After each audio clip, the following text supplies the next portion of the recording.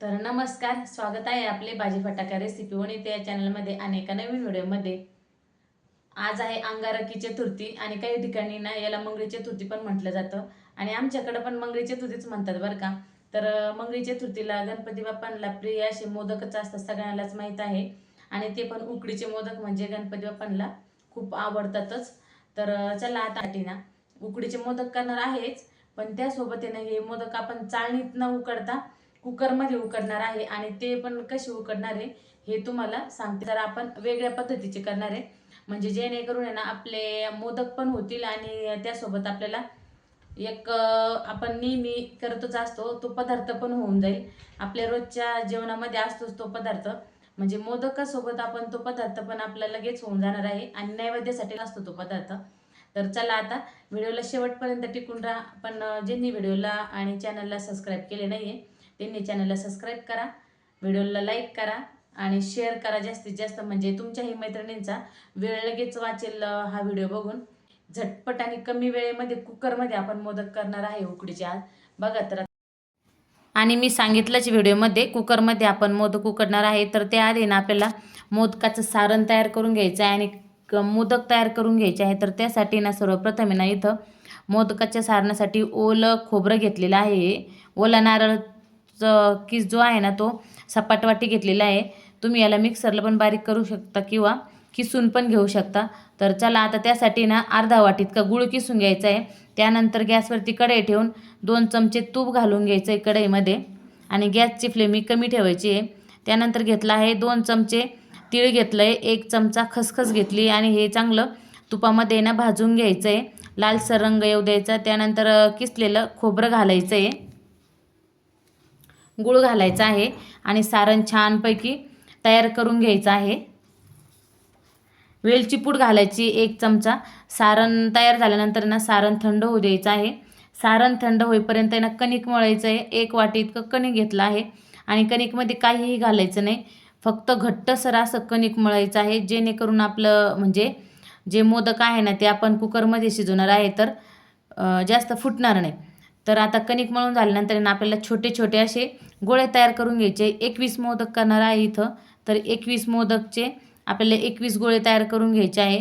बघा इथं कणिक आपलं छान झालेलं आहे, असं मऊसूत तेल लावून मऊसूत करून घेतलेलं आहे हे कणिक. आणि 21 गोळे तयार झाल्यानंतर आहे ना सारणाचे पण आपल्याला 21 गोळे तयार करून घ्यायचे, म्हणजे जेणेकरून आपले हात आहे ना नंतर भरणार नाही. तर पहा इथं मी सारणाचे पण आहे ना 21 गोळे तयार करून घेतले. आता मोदक तयार करून घेऊ. त्यासाठी ना आता ही जे गोळे तयार केले त्याची आपल्याला छोटीशी अशी लाटी लाटायची आहे आणि सारणाची कळी पहा, व्यवस्थित पहा, अशी कळी पाडून घ्यायची आहे. सारण घातल्यानंतर ना छान अशी कळी पाडायची आहे. छोटे छोटे लेअर करायचे. तुम्हाला जर मोठ्या करायचे असेल तर मोठ्या पण करा आणि अशा पद्धतीने हा मोदक बंद करायचा आहे. तर झटपट असे सगळे मोदक तयार करून घेऊ. मोदक करायची प्रोसेस सगळ्यांना शक्यतो माहीत आहे. त्यानंतर सगळे मोदक तयार केले आणि शेवटचा आहे ना आमच्याकडं मिठाचाही मोदक केला जातो. तर तो इथं मिठाचा पण मोदक केलेला आहे, कारण मंगळी चतुर्थीला आहे ना मिठाचा मोदक केला जातो. तर इथं आहे ना सगळे मोदक तयार करून झाले आहे आणि व्हिडिओमध्ये सांगितल्याप्रमाणे आपल्याला कुकरमध्ये मोदक उकडायचे आहे. तर त्यासाठी ना आपल्याला 1 वाटी तांदूळ घ्यायचे आहे. तुम्ही जास्तही भात लावू शकता, मला 1 वाटीच भात लावायचा होता. तर खरंच मोठं कुकर असेल ना तर मोठ्या कुकरचा अवश्य वापर करा. तर त्यामध्ये आता थोडंसं मीठ घालून तांदूळ पाणी टाकून आपल्याला ना आपण ज्या पद्धतीने भात लावतो ना तेवढंच पाणी टाकायचं आणि बघा अशा पद्धतीने आपल्याला सगळे मोदक हे कुकरमध्ये भातावरती ठेवून घ्यायचे आहे. त्यानंतर कुकरला झाकण लावून मस्त आपण भाताला जेवढ्या शिट्ट्या होऊ देतो का तेवढ्या शिट्ट्या होऊ द्यायच्या आहे कुकरच्या आणि खूप छान असे मोदक आपले तयार होतात कुकरमध्ये. आणि कुकर आहे ना थंड होऊ द्यायचा आहे शिट्ट्या झाल्यानंतर.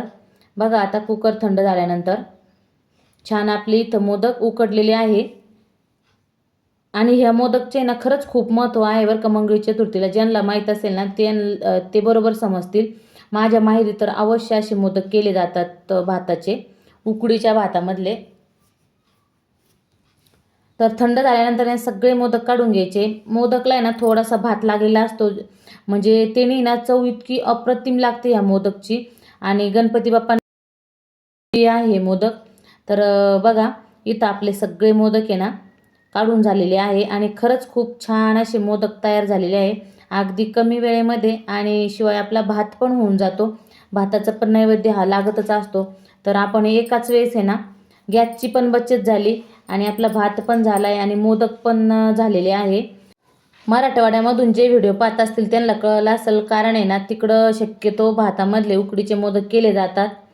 तर चला, व्हिडिओ आवडल्यास लाईक करा, शेअर करा, चॅनलला सबस्क्राईब करायला विसरू नका. आणि ह्या मोदकवरती ना मस्त असं साजूक तूप घ्यायचं आहे आणि तो मोदक खायचा आहे. बघा, साजूक तुपामधले मोदक तर छानच लागतात, सगळ्यांनाच माहीत आहे त्याची चव.